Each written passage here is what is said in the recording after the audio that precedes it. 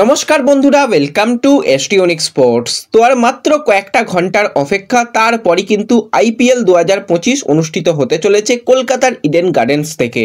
তো প্রথম ম্যাচেই মুখোমুখি হতে চলেছে লাস্ট ইয়ার চ্যাম্পিয়ন দল কলকাতা নাইট রাইডার, আর অপর দিকে রয়েছে আরসিবি। বিরাট কোহলিরা কিন্তু প্রস্তুত এই ম্যাচের জন্য। একদিকে ফিল সল্ট বিরাট কোহলি যেরকম রয়েছে, অপর দিকে কিন্তু বরুণ চক্রবর্তী, সুনীল নারিনের মতন প্লেয়ার রয়েছে।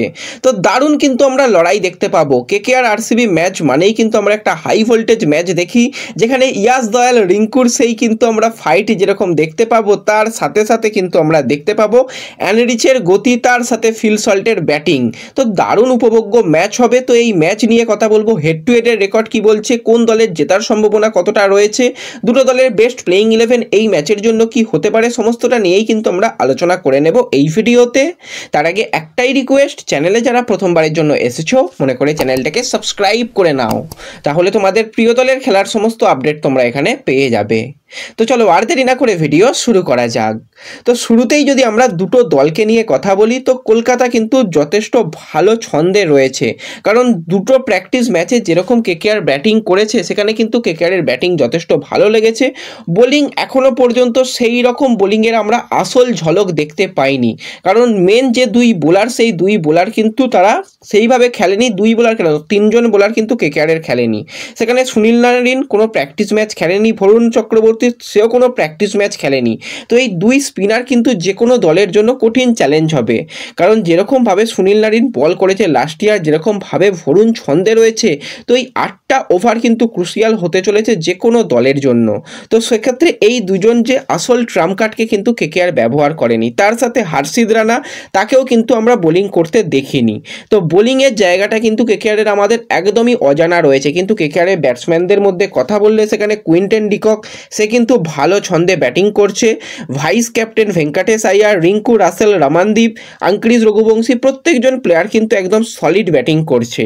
আর আরসিবি দল নিয়ে কথা বললে, তারা যে খুব বেশি প্র্যাকটিস সেশন পেয়েছে সেরকমটা নয়, তারা অল্প প্র্যাকটিস সেশনের মধ্যে থেকে ছিল এবং সেখান থেকেই কিন্তু তারা কলকাতায় এসেছে। কালকে কিন্তু তারা ইডেনে প্র্যাকটিস করেছে। এবার ইডেনে সবথেকে যেটা ভালো লাগলো সেটা হচ্ছে ফিল সল্ট, যে লাস্ট ইয়ার কেকেআর দলের গুরুত্বপূর্ণ সদস্য ছিল এবং আইপিএল চ্যাম্পিয়ন করার পিছনে ফিল সল্টের অবদান অনেক অংশ ছিল। প্রথম দিকে যেরকমভাবে ফিল সল্ট খেলেছে, আউটস্ট্যান্ডিং ফিল সল্ট খেলেছিল।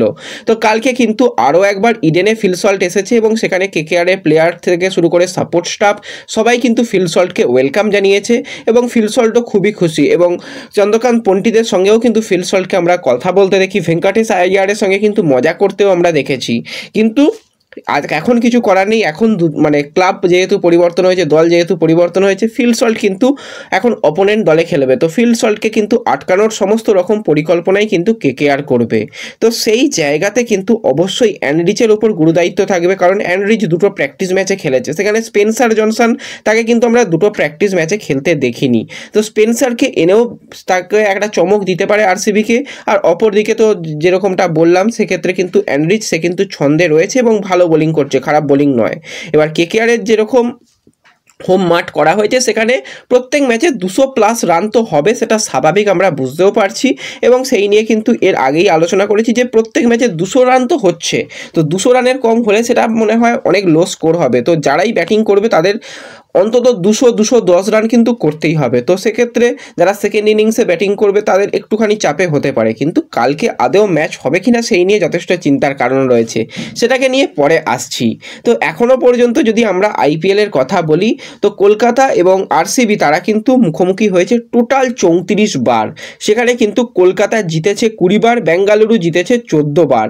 তো বোঝাই যাচ্ছে কলকাতা কিন্তু যথেষ্ট ভালো পারফরমেন্স করে। আর এই ম্যাচটা তো আলাদা লেভেলের ম্যাচ হয়, যেখানে কিন্তু আমরা হায়েস্ট স্কোর কলকাতার কাছ থেকে দেখেছি, তারা কিন্তু 222 করেছিল, আর বেঙ্গালুরু 221 করেছিল। সেই রান কিন্তু চেজ হতেও দেখেছি। এবং লোয়েস্ট স্কোরও আমরা দেখেছি, কলকাতা 84 রান, সব থেকে কম রান করলেও আইপিএলের ইতিহাসে সব থেকে কম রান কিন্তু করেছে আরসিবি এই কলকাতার বিরুদ্ধে, 49 রান। এবং লাস্ট 24 সালের কথা বা 23 সালের কথা বললেও সেখানে কিন্তু যে ম্যাচগুলো হয়েছিল প্রত্যেকটা কলকাতা জিতেছিল। লাস্ট 2 বছর কিন্তু আরসিবি জিততে পারেনি। তো ওপেনিং ম্যাচে কোনো দলকেই এগিয়ে বা কোনো দলকেই পিছিয়ে রাখা যায় না, দুটো দলকেই আমরা সমানই রাখবো। 50-50 থেকেই শুরু করবে। এবার কালকে আদেও ম্যাচ পুরো হবে কিনা সেই নিয়ে একটা চিন্তার কারণ থাকছে। সন্ধ্যা 7:30 থেকে ইডেনে খেলার হওয়ার কথা রয়েছে এবং খেলা হবেও, কিন্তু সমস্যার যেটা কারণ সেটা হচ্ছে ওয়েদার। কালকে কিন্তু বৃষ্টি হওয়ার সম্ভাবনা অনেক অংশ রয়েছে। যদি বৃষ্টি হয় তো সেক্ষেত্রে কিন্তু ম্যাচ ক্যান্সেলও হয়ে যেতে পারে, সেটা হওয়ার সম্ভাবনাও রয়েছে। তা না হলে কিন্তু ওভার কমেও আসতে পারে।